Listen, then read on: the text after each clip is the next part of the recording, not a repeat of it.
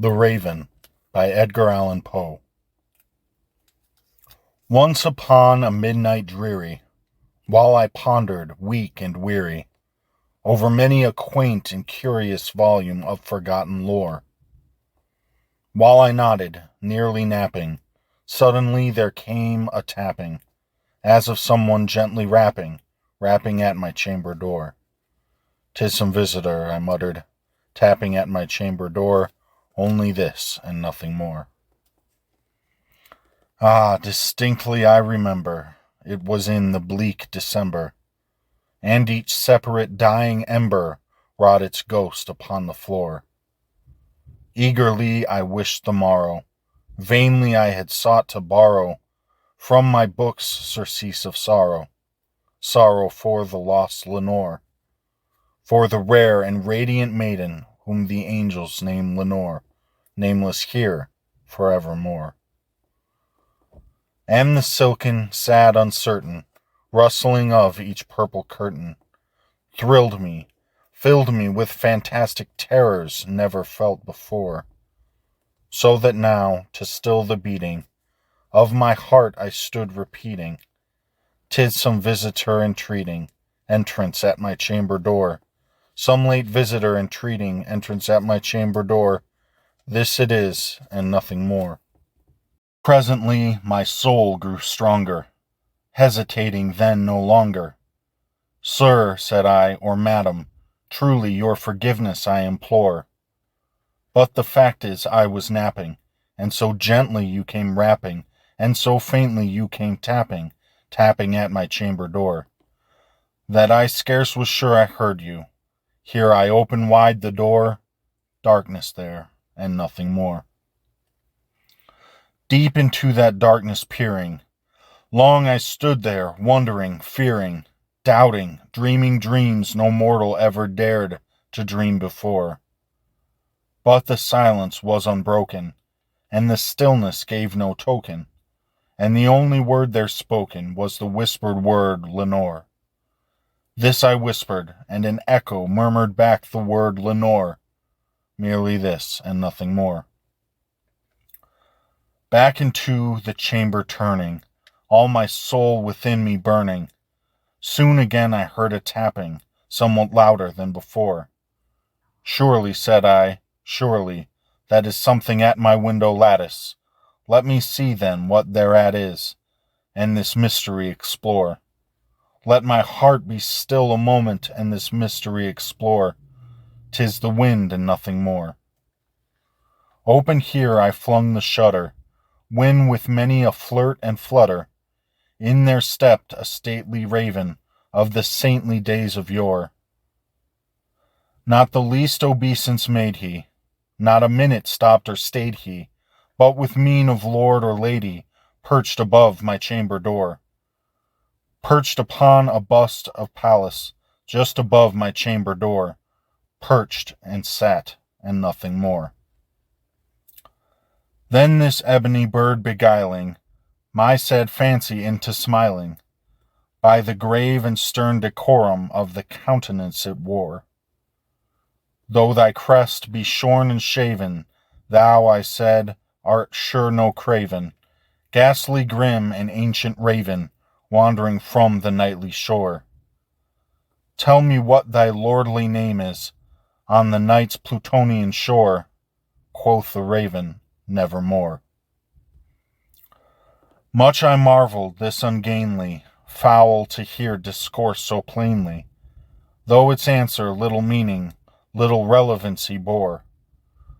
For we cannot help agreeing that no living human being ever yet was blessed with seeing bird above his chamber door, bird or beast upon the sculptured bust above his chamber door, with such name as Nevermore.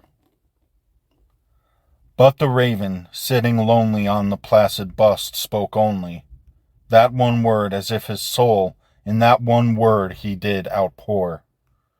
Nothing farther than he uttered, not a feather then he fluttered, till I scarcely more than muttered, "Other friends have flown before. On the morrow he will leave me, as my hopes have flown before. Then the bird said, nevermore. Startled at the stillness broken by reply so aptly spoken, doubtless, said I, what it utters is its only stock and store, caught from some unhappy master, whom unmerciful disaster followed fast and followed faster, till his songs one burden bore, till the dirges of his hope that melancholy burden bore, of never, nevermore. But the raven, still beguiling my sad fancy into smiling, straight I wheeled a cushioned seat in front of bird and bust and door. Then upon the velvet sinking, I betook myself to linking fancy unto fancy, thinking what this ominous bird of yore, what this grim, ungainly, ghastly, gaunt, and ominous bird of yore meant in croaking nevermore.